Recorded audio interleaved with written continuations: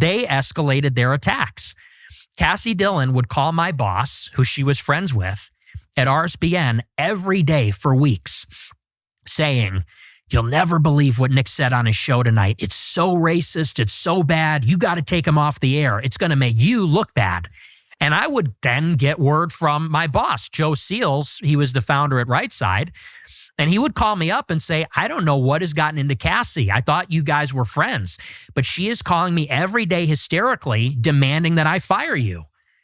And I was like, wow, so it just keeps getting worse. It starts with this, they're very weird about the subject. Then they don't want to talk to me. Then they're trying to get me fired. And I'm thinking, okay, so clearly what I'm asking about, there's some truth there that they don't want. I should have asked you this earlier, did anyone during the course of, pre-cancellation say to you, here are the reasons? You're not asking the question correctly, but there are reasons that our foreign aid to Israel is so high. And here's what they are. They did, but in a very general and vague way. As you know, it's never specific. They would say things like, well, they're our partner in the Middle East. They're a democracy in the Middle East. Just as very vague.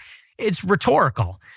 And I read The Israel Lobby by Mearsheimer and Stephen Walt, and they break it down very succinctly that there's no real strategic benefit. Actually, there's strategic liability. Eastern Mediterranean is not a strategically important region. The intelligence that Israel provides is not useful. Actually, it's detrimental because they frequently lie. The technology we give them, they pass along to the Chinese, which was a big scandal. So I would give them all this and say, yeah, that's not adding up. And they would say, yeah, well, you really just can't talk about that. Your friend said that to you? Yes. Wow. Okay, so what happened to your job? The Right Side broadcasting gig? Eventually I got fired. I got kicked out. Why? Because one of these clips that Cassie Dillon had a problem with, she ran it up the flagpole. She took it to Media Matters, actually, which is a left-wing outfit. They're like a cancel mill. And wait, the Daily Wire person took it to Media Matters? Yes. Are you sure? I'm 99% sure. Huh. What was the clip?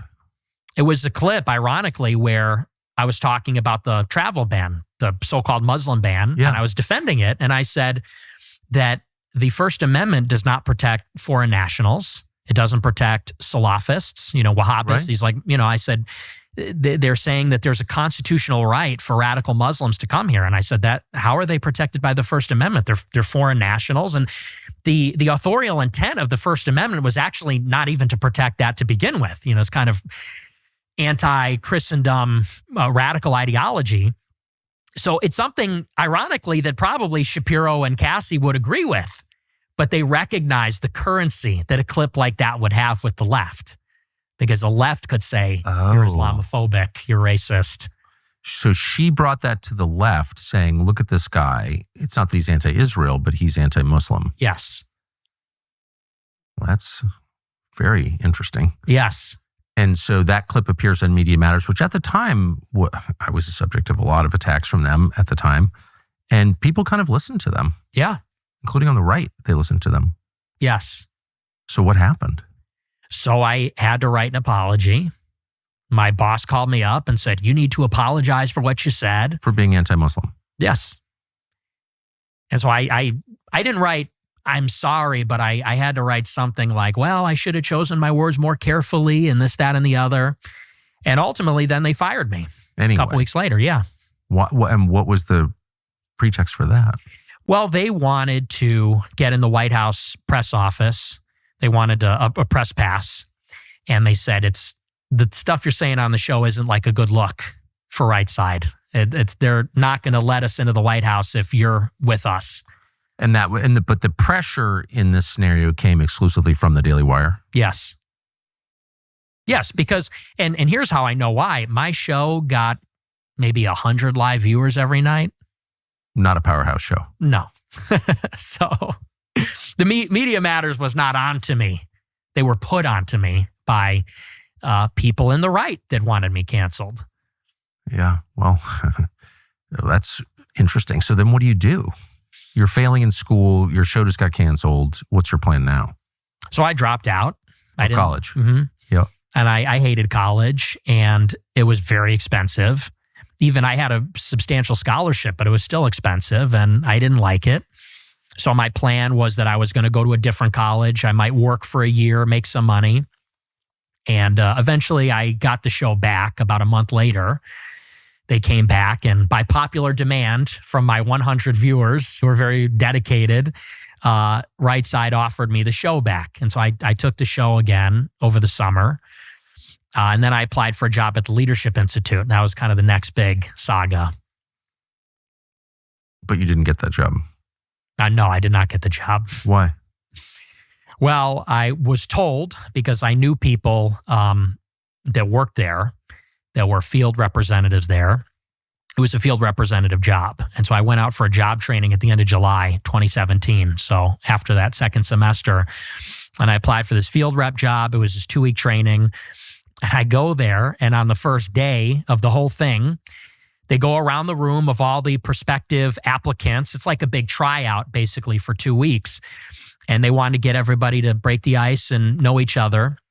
So we did introductions. They said, say your name, how old you are, and why you're a conservative.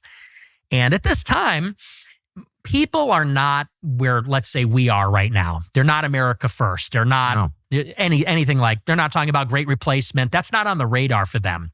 So you go around the room and you hear stuff about small government, free markets, personal responsibility, that sort of thing.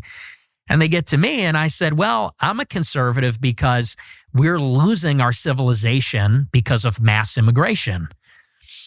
America doesn't resemble America anymore. France is no longer France. I said, and if we don't conserve the demographics, forget about the rest. That's what we need to conserve. And I said that. And I was told later on that at that moment, I was immediately disqualified by the people that were running the job training. On what grounds? They said that was too far right. That was too extreme. Worrying about who lives in your country is far right? Apparently. When we started this show, we were looking for a very specific sponsor. We wanted to find a company that could send us good meat. Better than anything you could buy in a grocery store that didn't have a lot of weird hormones in it or chemicals, just good meat from the United States. And we found one, and we are proud to partner with them. They're called Merriweather Farms, and they produce all natural beef. And we are proud to be in business with them. We eat it. Our viewers have been buying it and loving it. We've got all kinds of positive reviews. Again, this is a sponsor we're proud to have. So Merriweather Farms is out with a new product. In addition to the steaks that we have almost every night here and the burgers all shipped directly to your house, they have a new line of snacks, including single-serve beef sticks, one of which is right here on the table. Unlike store-bought alternatives, which you can buy at convenience stores, these are made in the United States in Wyoming at their facility, and they're free of nitrates, MSG, mystery meat, and other weird stuff you don't want in your mouth. Like all the products that Merriweather Farms makes, they are made fresh. They've got simple ingredients, all of which you can pronounce and recognize, and they're delicious and good for you.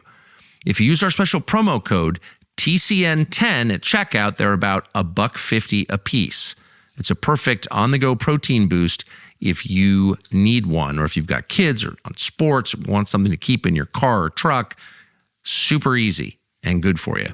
Check out Merriweather Farms today. You will taste the difference. It's, again, better than anything you can buy at the grocery store, and it comes right to your house. Go to merriweatherfarms.com/Tucker and use the promo code TCN10 for a discount. That's Merriweather Farms, MERIWETHER,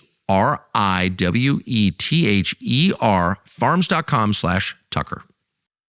So where does that leave you ideologically? Like, how are you changing at this point?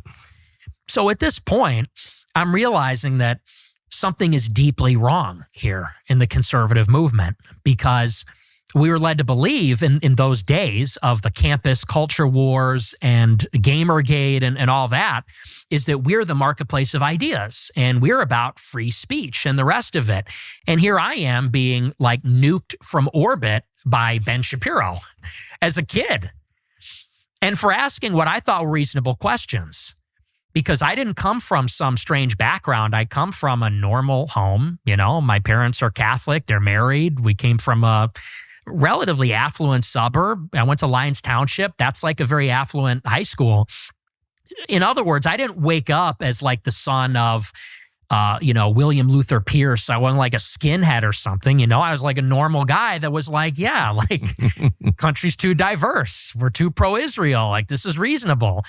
And I was just getting sandbagged for it and blacklisted. And what's more, nobody cared. Like, because I remember going on Twitter and saying like, why isn't anyone sticking up for me? Where's Dave Rubin? The free speech warrior. Where's he on this one? Where's Shapiro? Where's all these people? And in some way, they were all sort of complicit in this. So I realized that the conservative movement was completely bankrupt in that way. Yeah. Well, and I became very radical. Well, you became, let me just say, I'm so familiar with, I was much older when it happened to me and much more insulated. I was not a college student. I was like 45. So, and I was in a much better place to withstand the pressure. But I do think this is my main question to you is when you get attacked, when people call you names, like they always called me racist. And I would always think to myself, I'm actually not. I would tell you if I was racist. I'm a little sexist, but I'm not racist. And I never understood why they did that. And then I thought maybe the point is to make me racist. Where you just get to a point where you're like, well, if you're going to slander me, then I'll just become the thing you're calling me. I do think that's a feature of human nature, don't you? Mm-hmm. And if you stare too intently at the accusers, at the, whatever Ben Shapiro's or Mark Levin's or Ted Cruz or whoever it is calling you names, it like distorts you and you actually change and become what they say you are. Have you thought that ever? Do you worry that happened to you?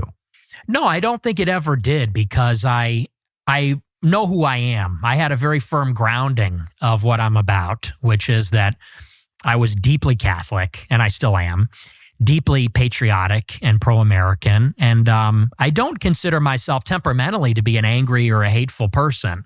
So I never, in other words, lost my center. They say this thing about you look into the abyss and the abyss stares back into you. That never really happened to me. I was frustrated. I was frustrated because I felt like I was being denied a level playing field, opportunity, and it wasn't fair. I felt like I was right, and these people that were basically hypocrites, grifters, not really conservative, they were controlling the conversation and as a consequence, they were controlling the Republican movement. And I really perceive this as like an urgent crisis because if we wanted Trump to deliver America first, to realize it, the Trump movement had to transform the conservative movement to reflect the victory that Trump won.